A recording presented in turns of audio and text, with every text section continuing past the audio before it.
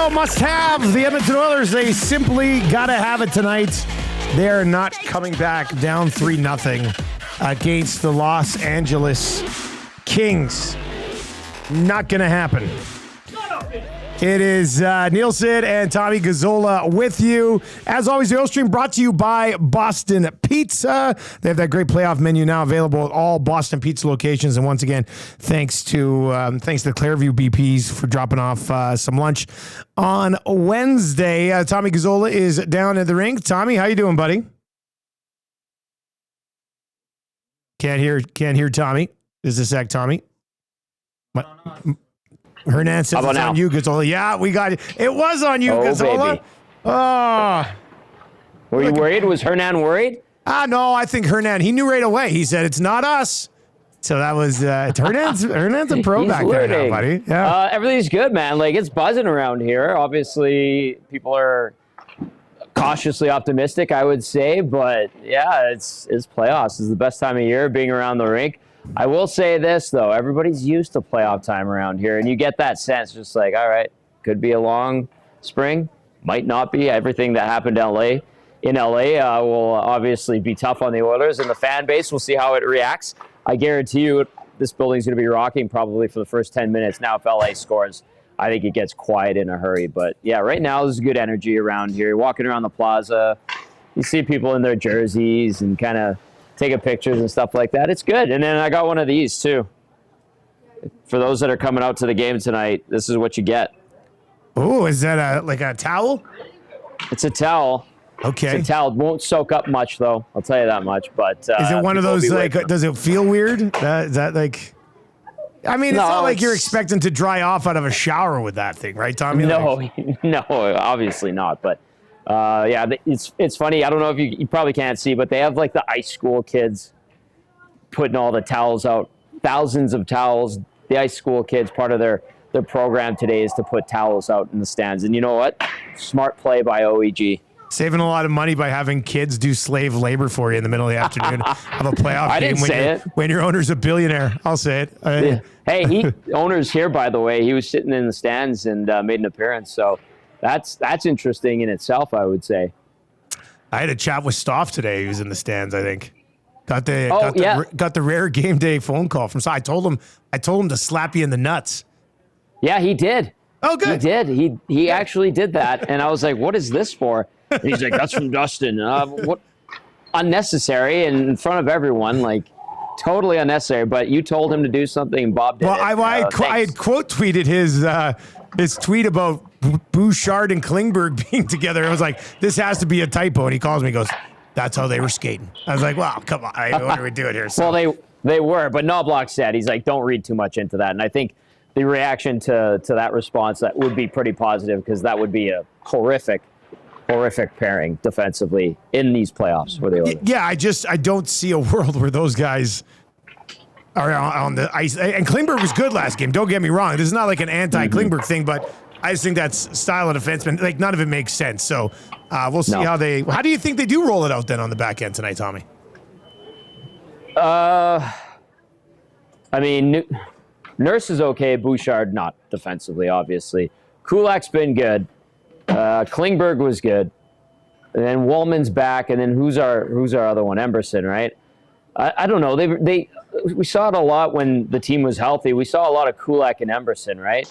Maybe you could pair up Klingberg with Wallman and go back to Nurse Bouchard. But if you want to avoid Nurse Bouchard, maybe you go Kulak Bouchard and Nurse Emberson and Wallman and Klingberg. Klingberg, I mean. Yeah, you got to do something to help Bouchard wake up defensively. Because have we ran like absolute atrocity. Tommy, have you seen numbers on like I like the idea of Kulak and Bouchard.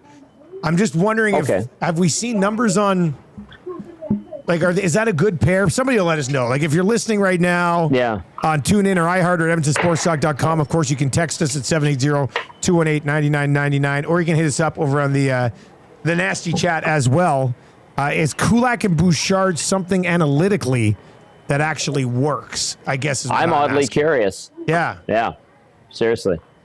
One other thing before we dive in, Dusty, I was talking to Carlin Bates. She actually came and asked me, So we saw it on the post-game show the other night. A bunch of people asking about this photo that the Kings take post-game. Yeah. Right after a win, and people were asking what that was all about, thinking that they were celebrating too hard. This is actually something that has been done quite a bit this season, and it really picked up after the wildfires in LA. And they'll wear a fireman's helmet, and then whenever Danault is like the player of the game, or they want to honor him and his greasy stash, they do the mustache thing. So Carlin over with the Kings broadcast, she said that some stuff was going a little bit overboard, and she wanted to clear that up. And I said I'd pass it around or along on our shows, just so Oiler fans understand that this isn't mocking the Oilers. Now, you should feel insecure if it's mocking Stu Skinner and you're taking offense, because he has not been good. That's why he's not starting tonight. But just to clear the air there, and she wanted to make a point of it. So I was kind of passing that along for a friend, and that's where it comes from when it comes to the LA Kings and their post-game celebrations. They're not over celebrating. It isn't meant to mock the Oilers, although I'm sure they don't care. But if there's people out there, that are Oiler fans that think that this is going overboard, tap the brakes a little bit. All right, 780-218-9999, 780-218-9999. Over in the Nasty Chat as well. What would you do with the back end tonight? We can get into that as we work our way through the show. I know there are many of you, and I already see it, they're going to, if they lose tonight, there's going to be a long off season, all this. We get it. We'll get to that, because guess what? If they do lose tonight, and let's say they lose on Sunday, we are going to have a ton of time to discuss what will have to be a forensic audit of the absolutely of the group right now. So they're not done yet. Look at St. Louis last night. I mean, St. Louis came out, and I will say this: I thought St. Louis in the first two games in Winnipeg played a hell of a lot better than the Oilers did against the Los Angeles Kings. So. Yes. St. Louis was kind of due for that game with the way that they played so far. I'm not necessarily saying the Oilers are due for that type of game, Tommy, but you mentioned it, playoff time. They've been here, not necessarily before. I feel bad. I was thinking about it last night. I remember the series against the Ducks, in which Kessler held the pad open and stuff, and the Oilers were up 2-0 in that series. Yep. Because I remember I was at Cook County for that second game. Yeah, and my buddy Beecroft, Beecroft, I had him up on my shoulders, and like the whole play, we had our daddy-like shirts on, and it was like, daddy, like it was this big thing. And I remember tweeting out, Oilers up 2-0, series over, this thing is done. And, well, wouldn't you know it, that thing backfired big time. And I think people still sort of screen cap that and send it to me sometimes. So, I mean, I was sure that they were going to wrap it up then. So if you feel sure that the Kings are going to wrap it up now, I guess, learn from history's past. I do vividly remember that. So if it makes you feel any better, that game that they were up, was it game 5? They were up 3-0, and Anaheim came back. I remember being up in the press box in Anaheim, and Keith Gretzky told me this story where him and Craig McTavish were sitting beside each other, and Mac T went to the bathroom up in the press box in Anaheim, and he kept hearing the goal horn go on, and he's like, what the hell is going on? They must not have scored 3 times in a row. And sure enough, he gets back to his seat, and it's tied. And Keith says, first of all, why the hell did you go to the bathroom? And then you should have just stayed in there. And sure enough, they lost that game. So it's playoffs, man. Anything can happen. We've seen it with this team. They don't do things the easy way. Never have, unfortunately, in this McDavid era. And if they win tonight, game on, obviously, in this series. If they don't, I think it's over. Because everything the Oilers have tried in those first 2 games against LA, Kings have had an answer to it. Yeah, although I'm really like, what have they tried, really? I guess McDavid and Draisaitl together, and they still beat them, like that type of thing. Yeah, exactly. So have they mixed? Has there been any talk about the penalty kill, Tommy, down there today? I mean, is there any discussion? Should we expect them to see a different type of penalty kill? I don't know why you would go out and do the same thing. It's not working. Yeah, there wasn't much talk about the penalty kill. Obviously, the only real discussion that Knoblauch had with us during his press conference was the fact that, he was comparing and contrasting to last year's special teams, where Edmonton was great on both sides of the special teams. And And quite frankly, this year they've been god-awful. So that has been a big difference. And he pointed to that being a huge reason, if not the reason, why they're not in this series, so to speak. And we'll see if they can clean it up. But, man, LA's power play, which has been good since Kuzmenko was acquired. Bernstein's been telling us that since, before the playoffs started.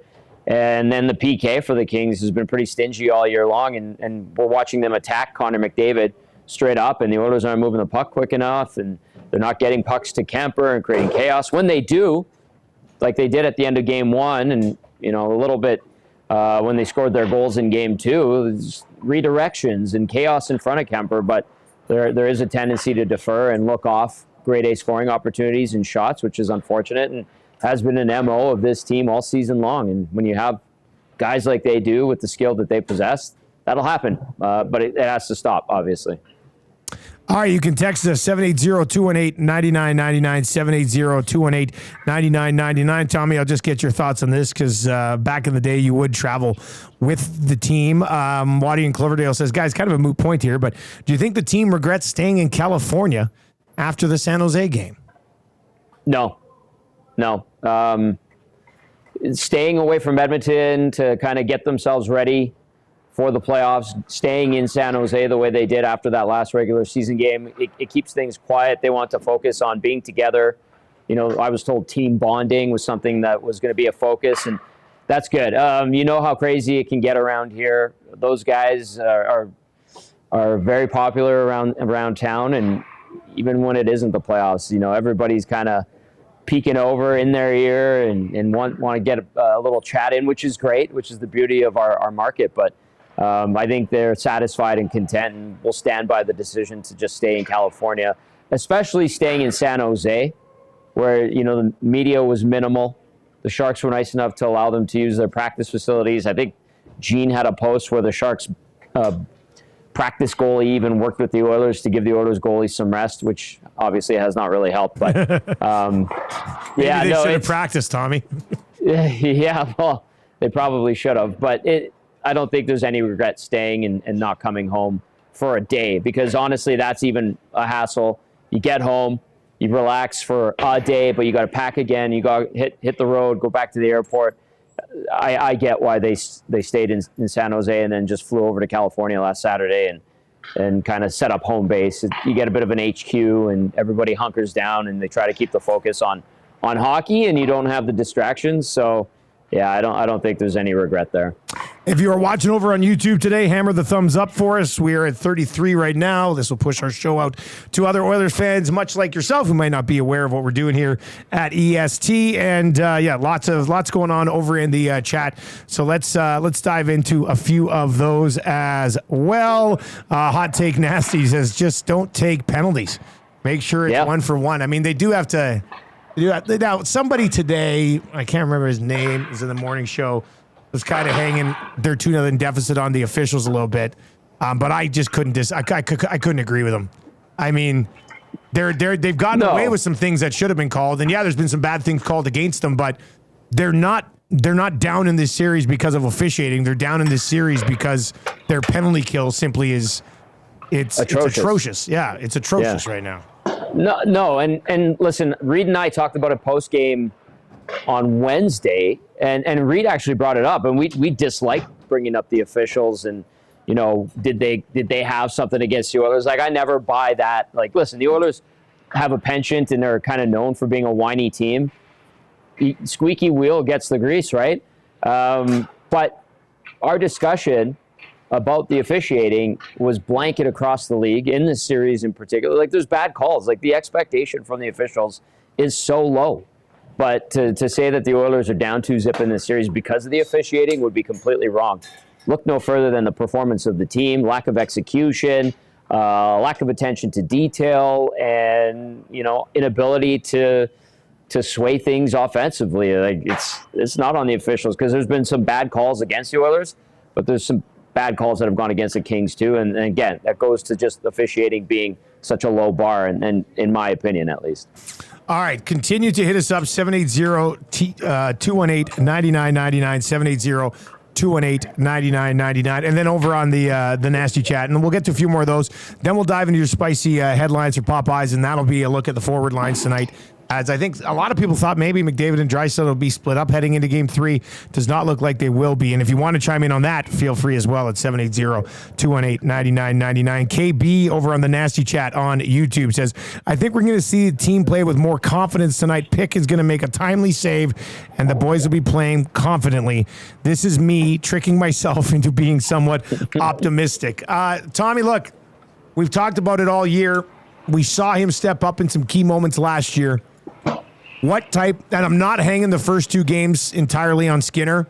I think, honestly, of like the 12 goals, like 2 of them might have been described as bad goals. But what are you expecting from Pickard in tonight's hockey game, and what is he capable of here, maybe moving forward with this team?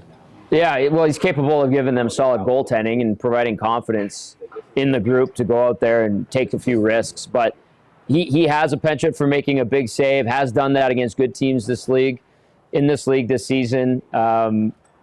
Is he the savior? I don't think so. I honestly don't.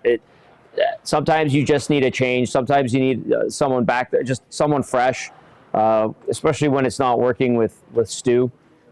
So I think that this is, a coaching staff just trying to salvage anything to get this series back on track from an Oilers standpoint. I expect him to be scrappy. I expect him to be a little bit eccentric between the pipes. What do people call him? Like the best street hockey goalie ever. If he plays that way and it leads to a couple of big saves and then an opportunity where the Oilers convert on the other end of the ice, fantastic.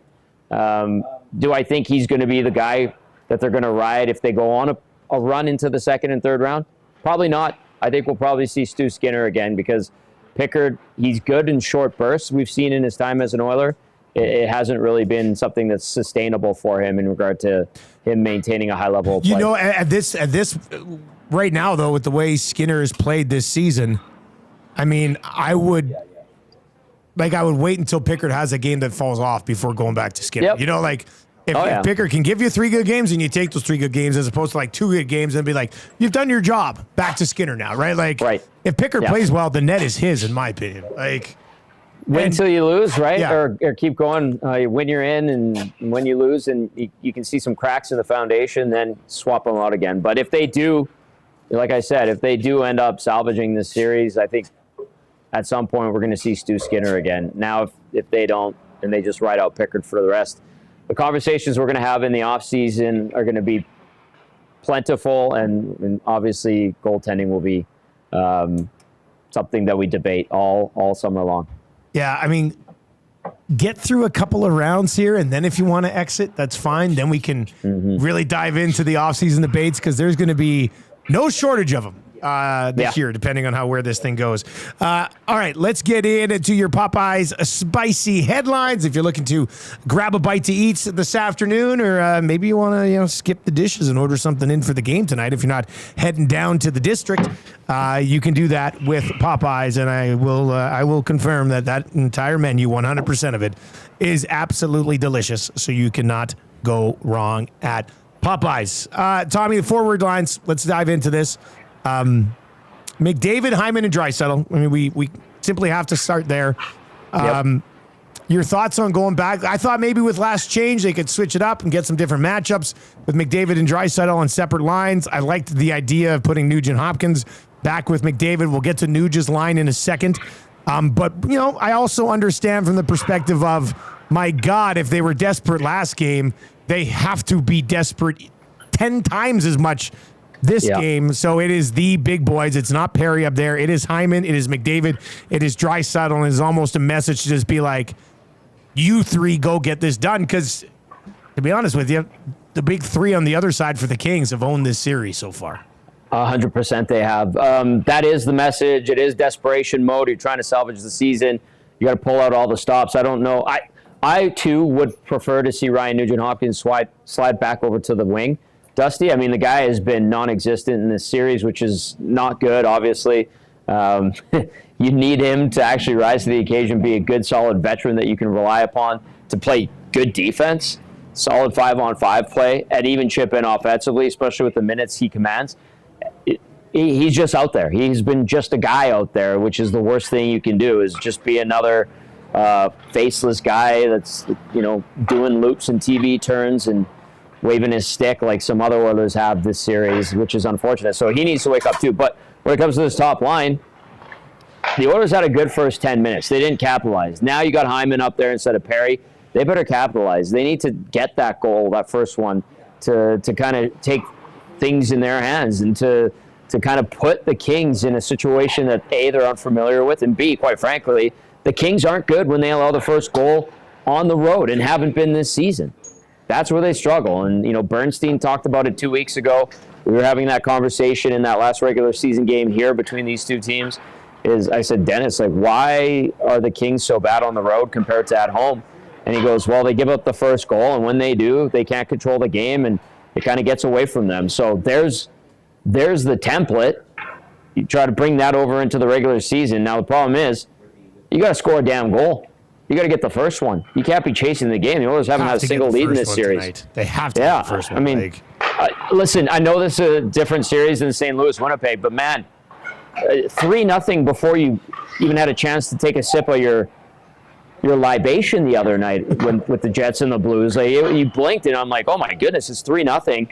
And then they just cruise the rest of the way. That's a statement win. Edmonton needs the same type of thing against LA today because LA's got all the confidence in the world, and they've earned it.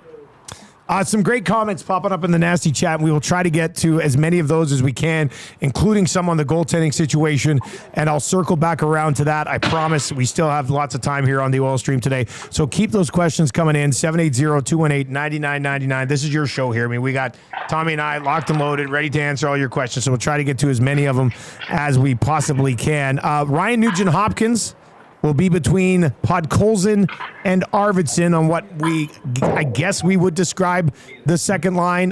Tommy, your thought? I mean, if Nuge was going to stay in the middle, I actually don't mind these two guys being the guys because Arvidsson and Podkolzin kind of can get after a little bit, hungry on the puck in the offensive zone, which Nuge just ain't bringing to the table right now. This is sad, but if these two guys are dragging him into the fight, bringing Nugent-Hopkins into the fight, consider me surprised, but that's is that not how it would be right now? Well, I was just going to say that goal that Arvidsson scored the other night was Podkolzin starting it from his own zone, carrying the puck, and I'm like, well, let's see where this goes. At least he didn't dump it in. He button hooks, delays, gets Kulak to come in with the point shot. That gives Arvidsson time to get to the front of the net. Get the point shot, gets through, and Arvidsson with a nice redirection goal to give the Oilers life in that game. That was all Podkolzin and Arvidsson. That had nothing to do with whoever was playing center with them at the time. So if those two guys just being pesky, skating hard, going to the tough areas, can somehow benefit Ryan Nugent-Hopkins, and he can find ways to distribute the puck if he actually touches it tonight to those two, and they can create some sort of offense, that's arrow up. That's a bonus because, I didn't think it would take two scrappy wingers, one who actually has decent offensive ability, the other that whenever he gets in offensively, you're like, what a pleasant surprise. I didn't think it would take two guys like that to wake Ryan Nugent-Hopkins up at all in terms of offensive play, maybe even defensive play, who knows, but that's how bad Nugent-Hopkins has been so far. Zedmo over on the chat, and if you're watching, we are just 44 likes away from hammering through 100 here. On 41 likes away. So hammer that thumbs up for us if you are watching right now, and sub to the channel if you haven't already. We're talking Oilers all the time on the Oil Stream, outside of when we're joking about Tommy being a buffet bandit and stuff, but for the most part, focused on the games. Henrique between Brown and Kane, and Zedmo says, I'd rather see Nuge with Kane and Perry. But Tommy, your thoughts on this Henrique, Brown, Kane line? Yeah. Quickly to Zedmo, who sent in that text, we could see it. Who knows? We could see the bingo balls get thrown out there really quickly, depending on the situation. So who knows? This line, Henrique, Kane, and Perry, sure. I think we understand what type of line that's going to have to be. North-south, not getting too cute with the puck. Be sound defensively, and who knows? I mean, Kane needs to keep being physical. I appreciated what he did in Game 1. He tried to assert himself. I just like the demeanor he brings to the team. There's a bit of snarl there. I have very little expectation for him offensively, Dusty. The guy's missed so much damn hockey. It's tough. So as long as those guys are not getting caved in their own zone, and then they can be physical and ride the Kings defense and make them think twice, or make the Kings defense aware that they don't have that extra second to make a play, that to me would be a benefit. So let's see what they can do. And again, like if these guys are going to be effective and create offense, probably ugly goals, and quite frankly as well. Those are the only Brown's goals that the have driver going on that in. line, isn't he? Are we at that point? I think like he had 5 goals in his final 4 goals in his final 5 games of the year. Yeah, sorry, and I said Perry, not Brown. My bad. Yeah, no, he's gonna have to be tenacious. So yeah, I can't believe I have to say. Well, Henrique was good, putting up points late in the season as well. So it's not like they. Yeah. I would assume they have some confidence with the puck. All right, and then Matthias Janmark, Corey Perry, and Frederick. Interesting line. Obviously, Janmark doesn't mind mucking it up a little bit. Frederick and Perry certainly could do that. I had some time for the conversation this morning on Frederick's inability to really move much. I was wondering if you put maybe a healthier body in the lineup, whether it be Skinner or Jones. If you were going to just play him on the 4th line, you could have put Jones in there, and at least he could skate a little bit. I just feel bad watching Frederick right now, man. It's just like he's trying and he's hitting, and he had an assist in game 1, but you watch him move and you can just tell he can barely skate right now. I feel bad for the guy. He's gotten it out, but I saw a few people on your show this morning talking about, hey, we need Max Jones in there, and I think I understand where they're coming from in regard to that, but just a body who moves better, right? Yeah, let's not be ridiculous. I mean, what Trent Frederick is capable of doing on 1.5 legs compared to what Max Jones is capable of doing healthy. Well, that's the thing, though. I'm not sure if Frederick is capable of much on 1.5 legs. I think you know what? For the little amount of time we've seen Frederick, I actually think he's been somewhat effective. I mean, he set up a goal in game 1. He will engage physically as much as it probably hurts him. But I think just having a guy like him over Max Jones, I think that's – and here's the other thing, too. You go and you pull off that trade at the deadline, and you know you're acquiring damaged goods, and there's a chance you might be losing him in the offseason. Like, if he can play at, 60%, I think there is some – inclination to justify the trade by playing him if he's telling you, I can go, even though he's dinged up and he's making turns like a battleship out there. I'm not sure there's anything Frederick can do in his current condition that would justify that trade when it's all said and done. I know. If he's not here next year. I feel like there's some element of them trying to salvage that deal and save face, especially if he leaves. All right, your thoughts on all of this. There's obviously one more question I have to ask when it comes to the forwards. I think I saw KB over in the chat earlier, kind of made me laugh. Find somebody who loves you as much as Knoblauch hates Skinner. I did not expect Jeff Skinner to draw back into the lineup. Tommy, you couldn't have. Did you think there was an outside chance that he'd get back in there? Not unless somebody was hurt. Yeah. Like a winger went down, or they can't play Trent Frederick. That's where I see Skinner getting back in. I mean, very happy that he got to play his first NHL playoff game. That's great after 1,000+ regular season games. But it's not like he did much in that first playoff game, right? And the leash is short on him. So there is a chance we see him again in this series. It just depends on what happens tonight. But I didn't expect him to get back in. Honestly, not unless something happens to one of the other wingers. All right, keep the text messages flying in.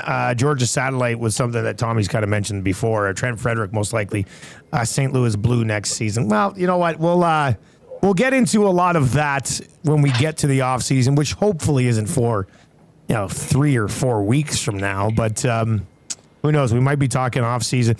We might be talking season post-mortem for the next few weeks and then kind of transfer to the but I think they win tonight. I don't know. I guess I didn't learn my lesson, Tommy, because I thought they were going to win game 2 and they were down 3-0 after being down 4-0 in the first game. So I don't think I would have serious concerns if they come out and aren't absolutely balls to the wall for the first 20 minutes of this hockey game tonight. Like even if it doesn't go their way, if we don't see them absolutely shot out of a bloody cannon tonight, then I got questions about everything, to be fair. I think they will be shot out of a bloody cannon, as you put it. It's just, do you get results? Or do the Kings bend and not break? And if the St. Louis Blues can get the Jets, the best team in the league this year, to absolutely crack like they did last night, why can't the Oilers do it to an LA Kings team that is very similar to last year's team? I have all due respect for Darcy Kemper being a better goalie than what Cam Talbot was last year for the Kings, but that doesn't mean he's unbeatable. That doesn't mean this Kings team isn't unbeatable. I think you go in there, you use the energy from the crowd here, go score goals. Like if you have a solid 5 minutes or 10 minutes and you come away 0-0, don't start to whine and pout and whimper and lose the focus. Like continue to jam it down the Kings' throat and do it until you get that first goal. Take a damn lead, for crying out loud, and you better get a save on the first 4 or 5 shots from your goalie. And I guarantee you, Dusty, too, if this Oilers team comes out flying like they got shot out of a cannon, there will be opportunities for the Kings, because I think the Oilers will be playing a little more loosey-goosey, high risk, and you need that save. It's their nature. Yeah, we see it all the time. Collingwood Rob texts in at 780-218-9999. If you're on YouTube, hammer the thumbs up, sub to the channel. Hit us up in the comments section. If you're on TuneIn or iHeart or at EdmontonSportsTalk.com, please just tell your friends about what we're doing at EST. We think once people hear what we're doing, I think they'll really like it and they'll stick around. Anyway, Collingwood Rob says, Frederick at 60% is not better than Jeff Skinner at 100%. We need speed. What do you think about that comment? Well, I would tell you Jeff Skinner is not the answer when you need speed, because he's not that fast. So I would disagree wholeheartedly with Collingwood Rob. I agree with everything you're saying there, but I think he's faster than what Frederick is now. Yeah. Now, he's soft as you know what. Yeah. So you're not going to – you want to impose your will physically? Because if Frederick catches a guy, he's going to hit him, even if he gets there a second late. So I don't think Jeff Skinner over Trent Frederick is the answer. That's just me personally. So I respectfully disagree with Collingwood Rob texting in. 780-218-9999. We will get to a few more of those as well. I saw the Sailor pop in here over on YouTube, give us a thumbs up, and he said, "Damn, Tommy, you're a handsome man." You feeling pretty handsome today, Tommy? I feel nice. Handsome. Looking pretty handsome. I feel very nice. Everybody's bringing their A game. We don't know how many of these we're going to get, so you should feel nice and play hard, look good, feel good, all that stuff. So thank you. I appreciate that very, very much. What about this theory from V-Power, who texts in at 780-218-9999? We need a 2006 Rafi Torres moment to turn this series around. What do you think about just an all-time shot on somebody who's unsuspecting? Well, those get punished severely nowadays. I think Rafi Torres. I think that would have been like a 5-gamer if Rafi Torres were playing now and did that. I think actually didn't his career end with a bunch of suspensions anyway. But that was on Mahalik, I think, at the time. It was Mahalik, yeah. In San Jose, and that was the series that the Oilers were down 2-0 and came back and won. I think that's the lone series in Oilers franchise history where they've accomplished that. And we're talking today, I think Edmonton, its record in Game 3s when they're down 2-0 is 5-6 in those games, so pretty even, but they don't win a lot of those series, unfortunately. I would like to see something like that if it was done cleanly.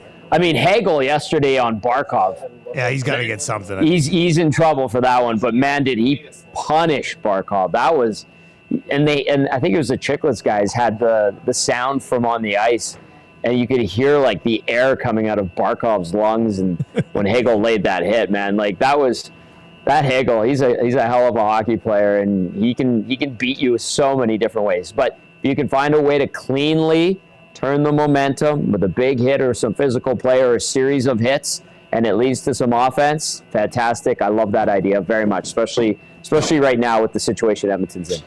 Yeah, I mean, if it costs Evander Kane or Frederick a game and they do something that turns a series, I'd probably look the other way and be like, Something had to be done. It would get Skinner back in the lineup, which would make a lot of people happy. It would make a lot of that. Collingwood Rob would be very, very happy. Look at this. Podkolzin goes, does something ridiculous, gets suspended, turns the tide in the series. Skinner comes in, scores 3 goals in the next 4 games, and they win in 6. Boom. How about that? Perfect. That's perfect. Raj says it's remarkable that we're in the playoffs and Knoblauch is still trying to figure out line combinations. Now, I will throw a little bit of an asterisk in here in that they're trying to work Kane and Frederick in here, and they haven't really had a chance to do that this season. So I'm probably not going to get on them too much. And they just ride the same lines that have obviously been a disaster the last 2 games. This is his MO. I mean, a lot of people don't like it. A lot of people, especially since about January, have been questioning Chris Knoblauch and his decision-making, and rightly so. Like, I agree with a lot of it more than I did earlier in the season, because there was a run there where Knoblauch did everything absolutely 100% right, essentially, pushed all the right buttons, was getting praised, and people in oil country were saying, give this guy to Jack Adams, and that kind of changed significantly around January when the Oilers kind of hit the skids, even though they're winning games, and then coming out of the Four Nations face-off break, man, like it didn't seem like anything Knoblauch did really worked out that well. And Leon Draisaitl, I go back to this. Like, he said it a couple weeks ago before they took off for that last game of the year in San Jose. He's like, I'm used to playing with everybody. We know at this point there's no real set lines. Like, who cares? It was like a who cares. And I get where he's coming from. I understand it, because we've seen it game in, game out. When we're throwing out lines pregame, it's just like, all right, who's with who tonight? That's kind of how it's been, and I expect nothing less, and it's no surprise. And now, is it sad that we're at this point in the season and the Oilers are in this situation and we don't really know their lines? I guess, but we do know Podkolzin and Arvidsson play together, right? We do know that they rotate with Nugent Hopkins at times. They had Henrique for a game. They had Draisaitl for a good chunk of the season. We do know that that's something that pops up more times than not. We do know that Hyman ends up with McDavid a lot. We're going to see it again. We know about a few pairs here and there. We know that Henrique and Brown are usually a thing, and if it's not Henrique and Brown, it's Janmark and Brown, or it's Janmark and Henrique. Like, there's some combinations there that are consistent and have been all season long, dating back to last year, and the other positions are kind of just filler.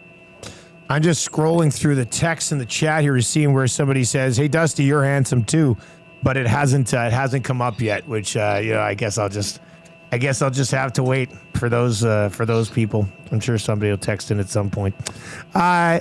Get Wrecked says Klingberg, Bouchard, top pair. F me. Get Wrecked. We did discuss that earlier. Yeah, Tommy, they're rotating through things. I'll use Chris Knoblauch. That would be a bold choice. Yeah, I'll use Chris Knoblauch's quote when Shaggy tried to confirm it. He said, "Don't read too much into that pairing. They were rotating through, so not a good pair. Obviously, if they were to be out there together, although Klingberg did play well, but yeah, don't get hung up on the fact that they skated at morning skate together. Probably not going to be the case tonight." Question came in earlier in the nasty chat. I'm not 100% sure who it was from, but I wrote it down. I apologize if you're like, oh, you should have given me credit for the question. Tommy, what would you say the percentage chance is that Stuart Skinner has played his last game for the Edmonton Oilers? 30%. 30%, eh? 25. Yeah. I don't think there's a few things that factor. First of all, it's like if you believe they're done and they're going to go down with Pickard, then that's one thing. So part of the percentage would be you think they're going to be swept, essentially. I think, if they're going to be swept, Skinner's probably playing game 4 anyway, because it means Pickard didn't get the job done in game 3. So yeah, I would put it at like, I guess I have faith in the team to still win a few games here. Same. So I think we'll see. I know what they're asking, but I think we'll see Skinner again here in this series. So do I. And I kind of went on a bit of a run post-game the other night on the show. It's like anytime a guy falters in the playoffs, there is, and it's a vocal minority, I know, but they are quite persistent and loud. that want to just fire off any guy that doesn't perform up to snuff to any other team. And it goes back as far as the 2017 playoffs. I remember Jordan Eberle was public enemy number one. They couldn't get rid of him fast enough. Guess what? He goes and he plays for the Islanders in the postseason, goes to the conference final a couple of times in a row, and he's a clutch performer. How about that, right? Last year, Fogle. Last year, McLeod. Last year, Ceci. And I swear to you, Dusty, fans, the majority of them would probably, if they had an opportunity to have those guys back, would take them back right now and punt some other guys out of here. So there's always this instinct, I guess, from some, not all, when somebody doesn't perform to just totally dismiss them and say, get rid of these guys, they're not good enough. When really, this is Stu's third full NHL season. He's taken you Game 7 of the Stanley Cup Final. He's been a Calder Trophy finalist. He's been an all-star already. And to me, it's like, let's take a deep breath, look at this from a 30,000-foot view. And this is a guy you drafted and developed and had some patience with and has had some good results. You're not just punting him away because you're mad at him because he had a rough season. Yeah. It's a lot different on trying to solve goaltending as opposed to trying to replace Warren Fogle. You know what I mean? Like, if we're sitting here at the same time next year, talking about the exact same thing with Skinner, you're going to be like, damn it. Like, that's another. And I've been more pro. Like, I take a lot of heat for being pro Skinner a lot through the regular season. And even in these two games, like I said, I think you maybe blame him for 2 of the 12 goals. The team's playing like dog, you know what, in front of us. But also, even like the most pro Skinner guy in me watches some of the times when he's flopping around and like laying, like just looks more awkward than any goaltender I watch in the National Hockey League today sometimes. And it's those moments where I'm like, wait a second, that's not regular movement for an NHL starting goaltender, which that type of stuff. Well, he's gonna have to work on that. Concern me, right? Yeah. He's gonna have to work on that. You know who he kind of reminds me of stylistically at times? Binnington. Really? Seriously. Yeah. Binnington's scrambly. Binnington gets caught in weird spots. More athletic than Stu, though. Like, but I see what you're saying on like he's sometimes out there, but Binnington's way more athletic than Stuart Skinner. Well, Stu can work on that. He might have to. I think he does have to. I'm just kind of worrying that can he? I mean, I just don't know if his body would allow him to be athletically capable what these other guys can do. He can, and from what I've been told, he should. So let's just leave it at that. Yeah. Let's see how the rest of this thing plays out, because I mean, we could do a month of Skinner conversation. Of course, depending on how this thing goes. All right, 780-218-9999. We'll get to a few more. We'll get to a few more texts. Should note that Tommy Gazzola will be live. We're once again going 14 straight hours of essentially pregame coverage today. Started at 6 o'clock this morning. After us, it'll lead into EST afternoons from 1 until 3. From 3 until 6:30, it will be the Reed Wilkins Show. So, yes, you get a bonus 30 minutes of the Reed Wilkins Show. And then you get bonus 30 minutes the first half of the GCL Diesel pregame show. And, Tommy, where will you be at tonight, buddy? We're going to be live on location for the pre- and post-game show, Canadian Ice House in the Plaza. Come down, say hi. CJ in Chicago, formerly CJ in LA, is making the sojourn up here. I saw her post on her Instagram that she's flying in just for this game. So we'll see her. She's a nasty in the Wild down in Chicago, which is great. So come by, say hi. Maybe I'll buy you a beverage or two, and we're going to have some fun. Dennis Bernstein's going to stop by, and Reed's going to be by as well. I think a few others might drop by. I know Belzy was talking about it, so it's going to be good. It's always fun at the Ice House. I'm very excited to be back there. I was talking to Patty Ketty today from Ice House and the Brew House gang, and he's super pumped too. So the live on location shows have been awesome so far. Hudson's Bourbon Street was great the other night. Obviously BP Westgate, and now we're back at Ice House. Feels like home a little bit. And fingers crossed, it'll be Hudson's on white for Game 5. Which is what the plan is. We are 7 likes away from changing 100 here today. Thank you very much for checking out the Oil Stream. And if you love the Oil Stream, You will really like EST Afternoons because those guys just pick up the Oilers conversation. And obviously, Reed Wilkins, one of the best in the city, at continuing to get you ready for a hockey game. Waddy in Cloverdale says, blaming Skinner for every loss is the laziest take in the market. The team got older, slower, smaller in the offseason. A legitimate right shot defender was the only thing missing from last year's Cup Finals, but they managed to add everything but. This team is hemorrhaging high danger chances all year, and they moved 3 of their best penalty killers. The results reflect this. It's just that simple. What a great text from Waddy in Cloverdale.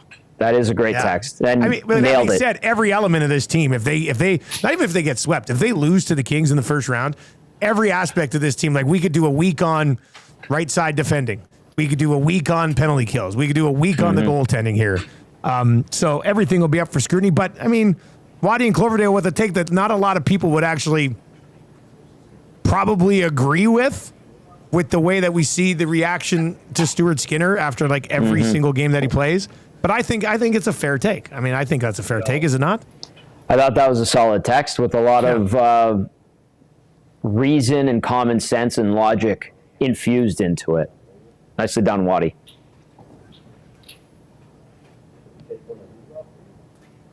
All right, let's keep these. There is one that I want to. Here we go. This is from Shane in Nelson.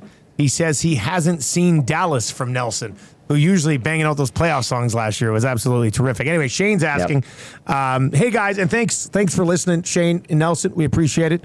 Hey guys, I asked this question too late the other day, but what do you guys think about the difference is between Jeff Skinner and Evan Bouchard?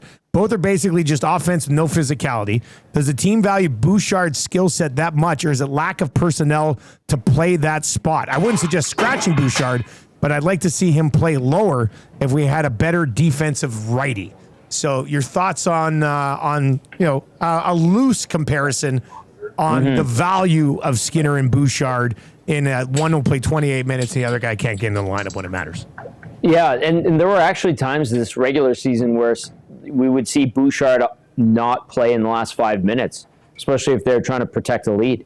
And there would be other guys being tossed out there. I think Darnell Nurse was one of the guys that would obviously get more ice time in the last 5 minutes trying to protect the lead. Kulak got a lot of that on the right side. Obviously, Matthias Ekholm too. And I think we saw the coaching staff kind of get away from putting trust in Evan Bouchard to hang on to a lead, and rightly so. I mean, his lapses in judgment in his own zone have been plaguing his game all year long. I don't know if it was the fact that this is a contract year, he's going to get a huge ticket, and he's banking on that. I don't know if that rattled him. I don't know why he couldn't pick up his defensive game the way he did last season at the midway point. The year prior to that, where he was good midway through the season, he cleaned up his defensive game. That never happened once this year. There weren't many nights where you were like, geez, Evan Bouchard made some solid defensive plays.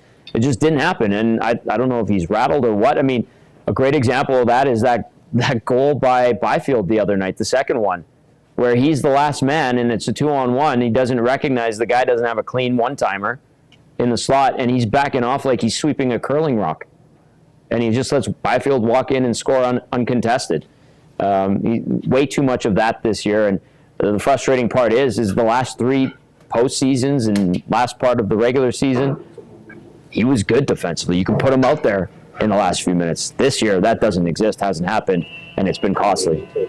All right, keep these thoughts rolling in here as we get set for Game 3 tonight. And after our show ends, at that point, still 7 more hours of pregame conversation leading up to Game 3 tonight. Bill over in the chat says, Bouchard is a major liability defensively.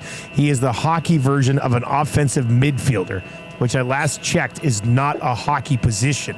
So how about Bill using some soccer terms to describe Bouchard? I mean, he is a little bit of a rover. I mean, that's how I would describe him. CJ in Chicago says she is listening or watching on the plane. She's on the plane from the flight. Yeah, I can't wait to get back to God's country. I've got a good feeling about tonight. Tommy, what's your prediction tonight? What's your feeling tonight about this game? Do they start well?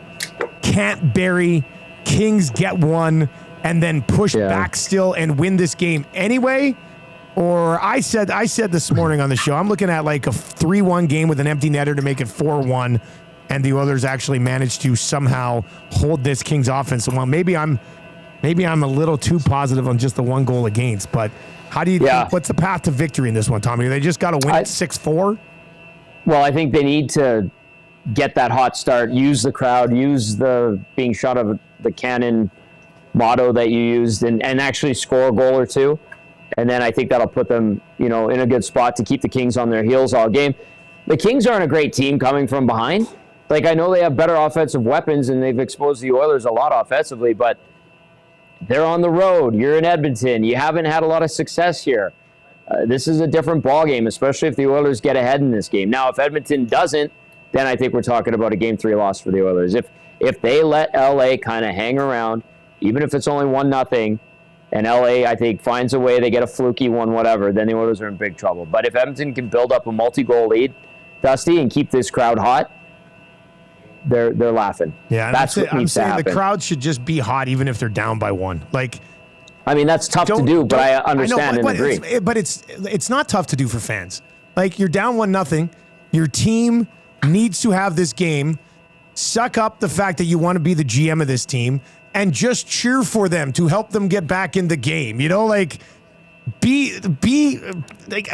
so afraid that they're going to start really well and everybody's going to be like, every time there's a hit, it's going to be like, and then it's going to score once and the guy sitting next to you is going to be like, well, the season's over. How about you just pick the team up for once and help them get back in the hockey game? That would be great. Stick with them. Yeah, that would be nice. I have my doubts that would happen. I know, but we shouldn't, God, speaking they need you tonight. CJ in Chicago said as she was boarding her flight to Edmonton, she overheard a bunch of conversations from fans of the team, and she's like, it's insufferable, some of the stuff that's being said. And I said, well, CJ, you're from a city that has 500,000 GM and coaches. That's the good thing. Mike from Calgary texts in and says, boys, why has Nurse defaulted back to playing Zamboni and laying on the ice the last few games? I thought he was much better this season at not doing that. If he keeps doing as much as he's doing it, Tommy, something's going to bounce in off him here at some point. Yeah, we've seen him do it a lot lately. Yeah, and then Wallman was doing it too, and that wasn't working particularly well. There are a couple of goals where we saw them flopping around. I know there is a case to be made, and Cass talked about that on the post-game show at times to slide, but you have to time it right. It can be effective when you do. Nurse has a penchant for having ill-timed slides, and Joaquin talks about it too. Joaquin played in the league. He said he hated when his defenseman would half go down to half block it, but not really. It was like a half commitment. Darnell can do that too sometimes. I think he's at his best when he's closing with his speed. He's a great skater. So let's see if he cleans that up, because that's going to be something that needs to be done. They need to be tight defensively, Dusty. They can't make those little mistakes. They can't, like Janmark on that goal where Wallman went down. Janmark gave up on his back check. He let Brant Clark walk right in, uncontested as well. And he could tuck it past Skinner. There's too much of that stuff, man. They got to keep Yeah. Those compounding errors have really killed them at times. All right, fun show today. Thank you very much for joining us on the Oil Stream. Turn on autoplay over on YouTube and then settle in. We've got former Edmonton Oiler Joaquin Gage and super passionate Hernan, the Latino Heat, who will be ready to rock and roll on the pregame show later tonight. Tommy, you go get ready for this 6:30 GCL Diesel Oil Stream pregame, and I cannot wait one way or the other for the postgame tonight as well. It should be... if things get too spicy, Dusty might be asking for the link tonight too. We'll have to see how this one goes. But have fun, buddy. Enjoy it. I know you love doing it. And if you're gonna go see Tommy tonight, he will be at the Ice House downtown. The Oil Stream today and every day brought to you by our great partners over at Boston Pizza and Popeyes Louisiana Kitchen as well. ESC Afternoons is on the way. Tommy, enjoy the game tonight, buddy. Buckle up, baby.